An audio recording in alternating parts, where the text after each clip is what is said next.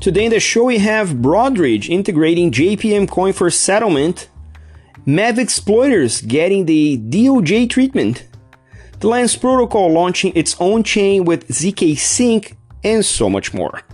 I'm your host, Mauricio Magaldi, and this is BlockDrops, your weekly digest on blockchain for business. These news are not a form of endorsement, sponsorship, or encouragement for consumption and are meant for educational purposes only. The first drop today, we're talking about JP Morgan, and not because Jamie Dimon is dissing Bitcoin. JP Morgan has been doing a lot in what we call the DLT space, the decentralized ledger technologies, with the help of Quorum, a fork from Ethereum they have been managing, I think, since 2019. And this week, they announced that not only they're opening up for third-party applications to build on it, but they announced the first partnership in that program with the addition of Broadridge's DLR. It's a distributed ledger repo platform. Repo is also the product that JPM Coin settles trillions of dollars every day, so no surprise that they're starting with the same. The DLR platform is using Onyx's JPM Coin to do intraday and overnight repo settlement, meaning that JPM Coin is the actual settlement mechanism in which these deals are going to be settled. This is a first partnership for the third-party company or third-party application using JPM Coin, and the first one that will break the walls of JP Morgan in that regard. They'll start operating in June. According to the release, JP Morgan says that cash on-chain solutions are rare in the industry, and that JPM Coin could act as a framework for this and other types of cash settlement solutions for other digital platforms, which means that they can offer this across the board. JPM Coin is prominently a USD-based tokenized deposits. We're seeing tokenized deposits emerge a lot in the regulatory space, be it as a second layer on wholesale CBDCs implementations, such as the one in Brazil with Drax and the one in Hong Kong. So it's not surprising. It's also not surprising that this is becoming JP Morgan's core offering, because they've been doing a lot in that space, both with the BIS and the Monetary Authority of Singapore. We covered Project Guardian here a couple of times. That's the core of what they're doing there, albeit not with JPM Coin, but involved as part of the wider tokenization process. And obviously, it's interesting to see that a quote-unquote permissioned chain is now reaching out into the world. So this is a trend that we might need to pay attention to, because the regulators like that. The regulators like to have what we call a throat to choke, and JP Morgan is a very well recognized throat in that regard. So it's interesting to see they're reaching out with that infrastructure. According to Nelly Zaltzman, who's the head of the platform settlement solutions for Onyx in JP Morgan, and I quote, "We are delighted to launch our synchronized settlement solution using JPM Coin. Through our work with Broadridge at Onyx, we look to be the foremost provider of cash on-chain solutions to existing and steadily growing digital asset platforms globally," end quote. I mean, that's not a surprise. I like seeing this. I hope that this is a step in the right direction. It's not exactly a decentralized solution, because it's running on JPM servers and being validated by JPM validators.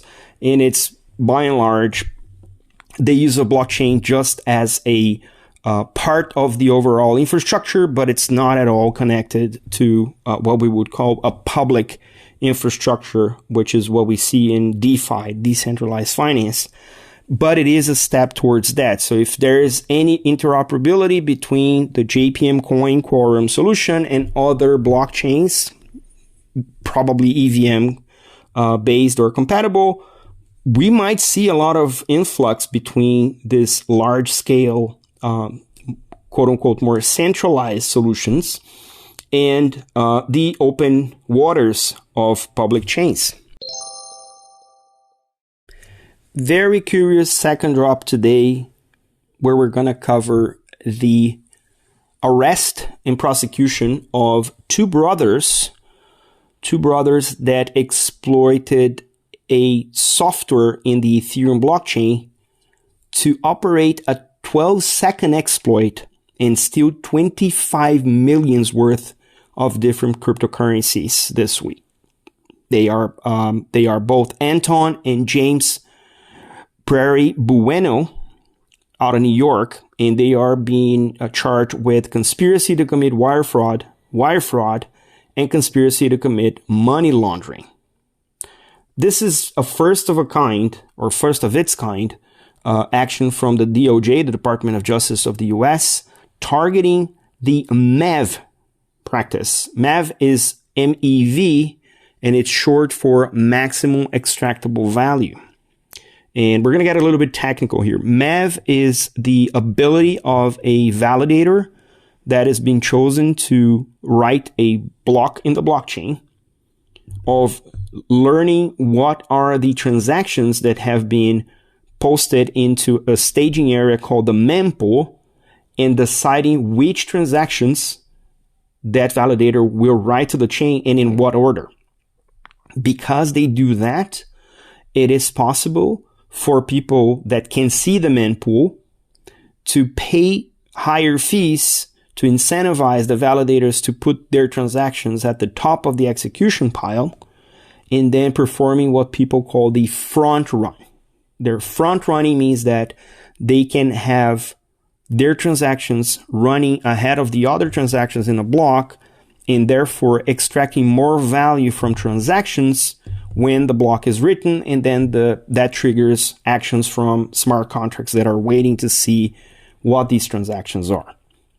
In this particular case, they exploited an application called the MEV Boost, and they manipulated the data that was presented to validators so that the validators saw the data and thought that they should order the transactions for particular operations, and these are all financial DeFi operations. And they chose to order the transactions in such a way, but what ended up on the chain was completely different. So whoever has been exploited or attacked by this exploit ended up with less liquid cryptocurrencies in their transactions than they otherwise would, and the attackers ended up walking away with what would be $25 million worth of different stable coins, including DAI from the MakerDAO and USDC from Circle. So yes, MEV is a standing practice in this type of architecture, but manipulating the data that these validators use to order the transactions, well, that's where they actually cross the line, and that's why they are being prosecuted by the Department of Justice in all those accounts. So the document that was made public this week says the following here, I quote, "In effect, the victim traders sold approximately 25 million of various stablecoins or other more liquid cryptocurrencies to purchase particular illiquid cryptocurrencies. In effect, the tempered transactions drained the particular liquidity pools of all the cryptocurrency that the victim traders had deposited based on their front-run trades." End quote. That means that all of the transactions that the brothers were able to write to the blockchain were hurting other traders while drawing the liquidity to their transactions in replacement.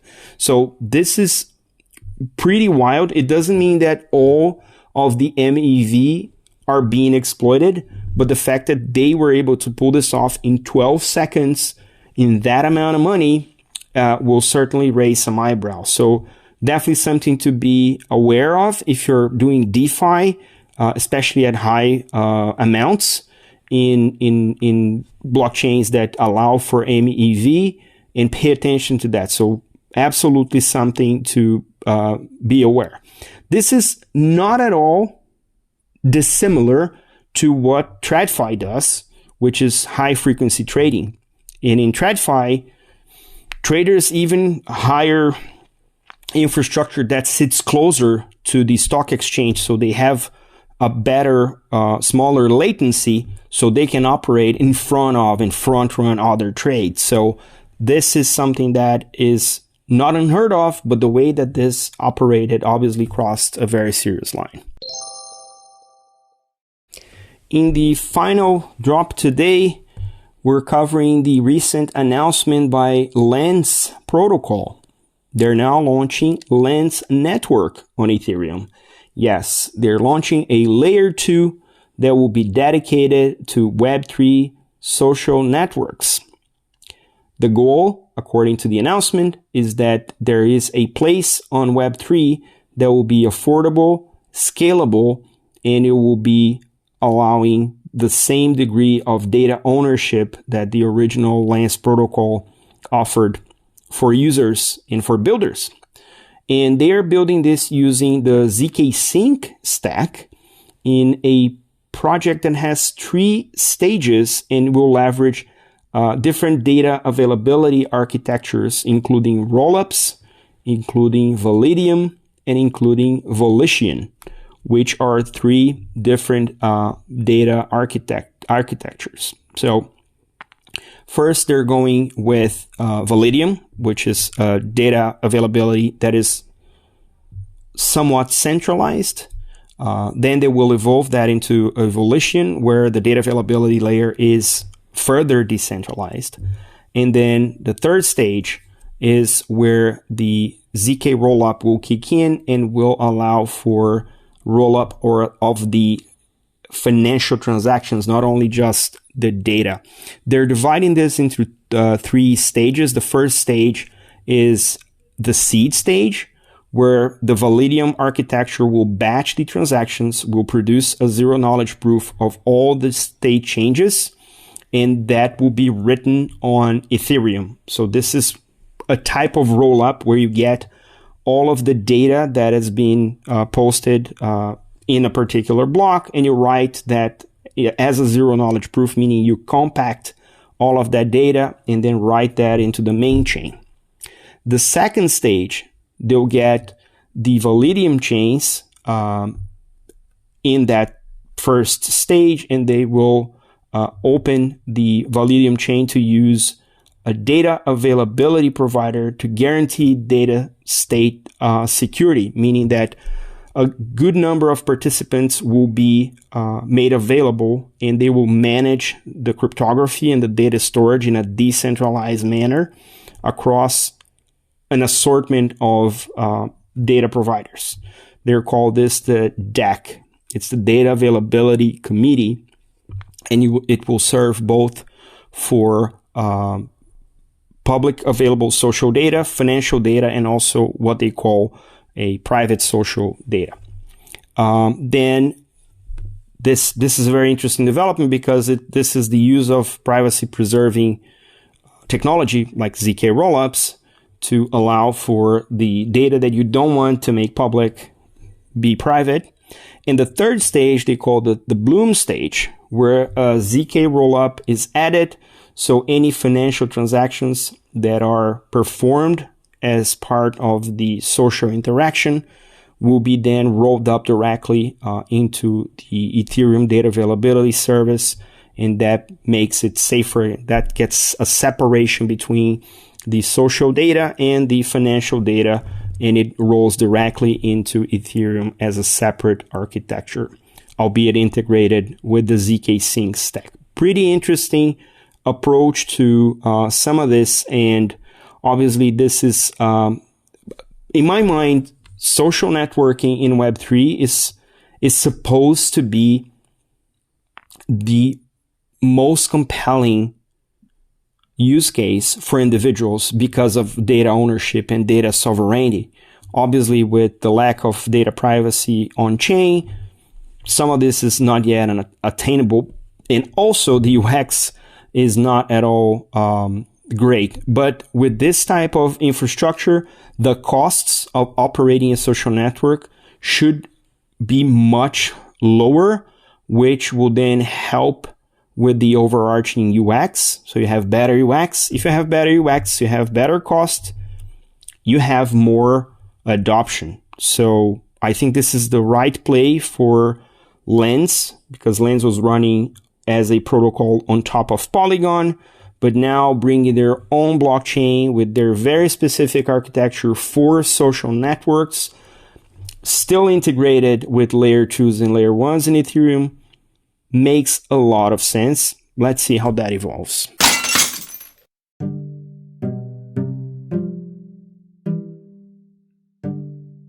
In a week packed full of news, here's more. MoneyBrain got its VASP license in the Jersey British Isles. Project Liberty is moving to acquire TikTok in the US and will leverage decentralized social networks. A new report by the European Blockchain Association covers execution and consensus in staking services. Georgetown law professor Chris Brummer is launching his new startup called Bluprynt that will tackle crypto regulatory disclosures. Brazilian surfer Sunny Pires is the first in the country to get crypto sponsorship, and it's from NounsDAO. The American Banker magazine announced their top innovators for 2024, with crypto and AI taking front row seats. The winner will be announced in June, and I have a friend in the running, Kai Sheffield, the head of crypto at Visa. Mastercard picked 5 new startups for their Start Path program: Kulipa, Peaq, Triangle, Venly, and the Brazilian innovators Parfin. BRX Finance is partnering with V360 to manage tokenized purchase receipts. Dolce and Gabana is undergoing a lawsuit for undelivered promises on their NFT collection. And if you missed my very exciting Twitter space with Diane from NIM talking about Midnight, the link is also in the description.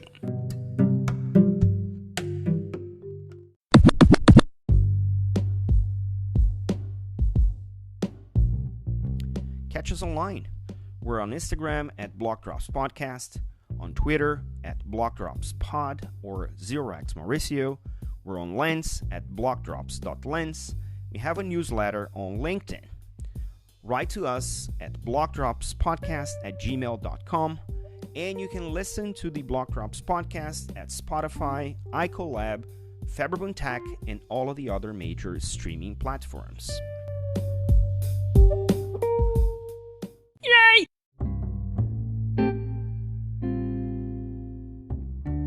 Shoutouts today to the people who share the links you will find in the episode notes. Victoria Thompson, Horacio Barakat, Nader Dabbit, Dante Disparte, Tomaika Tilleman, Eugenio Reggianini, Hudson James, Chris Brummer, Simon Taylor, Luiz Lamin, Kai Sheffield, Mariana Braoio, João Zequim, Bosco Bellinghausen, and Diane Montserrat. Don't forget to leave the ratings on your favorite player. This is all for today. Stay rare, stay weird. LFG.